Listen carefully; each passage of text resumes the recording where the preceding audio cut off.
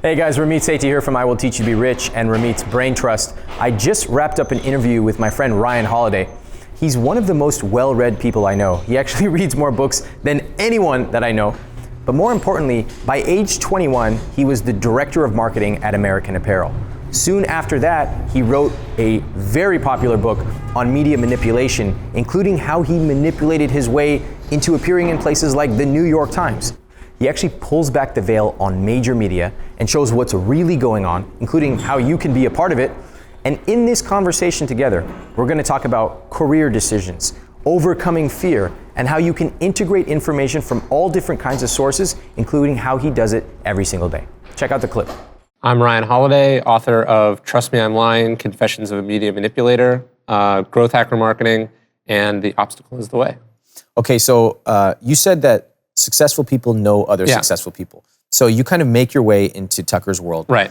And he starts to trust you, right, and you guys are working together. How does it go from knowing one person to knowing all these other people? Yeah, so Tucker had like a very popular website. So he was helping other authors do the same thing. And so one of those authors was Robert Greene, who he had been a big fan of, and I was a big fan of. And I remember there was something with Robert's website. Like I had an idea or a suggestion, and I said, like, can I do this? And he was like, yeah, I'll connect you with Robert. And then I just started sort of doing the same thing for Robert. And Robert is, he's a multi-time best-selling author. He's sort of hugely successful, but his first book came out in like 1998. So like before blogs, so this stuff was like very new to him. And I was being a huge fan of his material. I felt like more people deserved to know about it. And I had ideas to show them how to do that. Now, Robert Greene, famous for the 48 Laws of Power. Correct. The Art of Seduction, 33 Strategies of War. Yeah. I think he sold like several million books all over the world.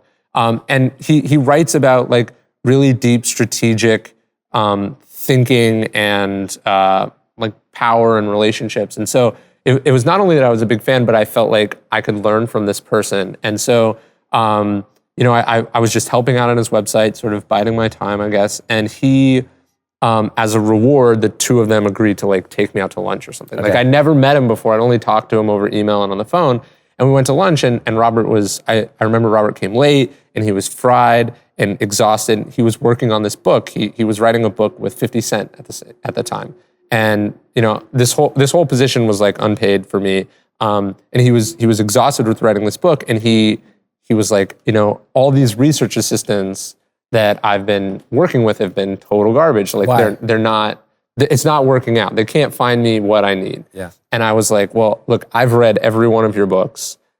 I look for examples that would be good in your books in my spare time, and I just don't tell anyone about. Like, I've been doing the job that you're describing and not telling you about it for like the last 3 or 4 years. Like, I would do that for you in a second. You don't have to pay me. And I remember he said, like, nobody works for me for free. It's a series of small, systematic, and strategic steps that you took that connected you to this person, added value, connected you to the next person, added more value, etc. Sure, but what I also think people miss is like, I wasn't doing that because like I really wanted to work for Robert. Like, I wasn't doing it as part of some strategy. I was doing it because like I was genuinely curious, and it was satisfying some urge that I had, right?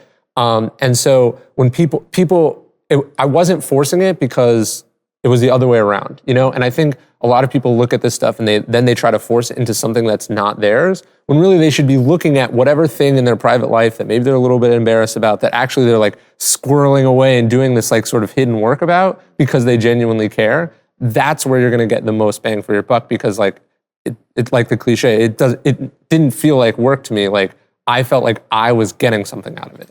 Okay, so let's fast forward a couple of years. You end up working at American Apparel as its director of marketing, which is a very senior role for anyone, particularly a 21-year-old. Sure. How'd this happen?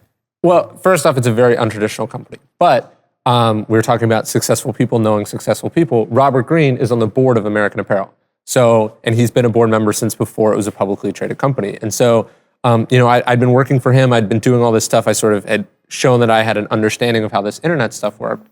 And there was some problem that came up in a board meeting, and Dove was like, what should we do? You know, like CEOs go to board members and ask for their help in solving a problem. And he was like, I think you need to talk to this guy, Ryan, that's been working for me. And so I went to Dove's house, and then I went to the factory. And I was just sort of blown away by this whole thing that I'd never really seen or knew much about. And I remember we were walking through, and he was like, I think you can help me with this problem. And he's like, look around you. This is $1 billion company. Do you want to keep doing what you're doing, or do you want to come work for me and like do something awesome? And I was like, yeah, sure, that works. And so I started, but I didn't have like a role. Like I remember I didn't have an ID badge. I was like I was sort of like CEOs will hire employees just to sort of like audit and mess around in their own company. So my job was to sort of find a role for myself. And their marketing stuff was all spread out over different departments. It was a total mess. And I ended up building the marketing department. And then the title became mine because there was no one else to fill it.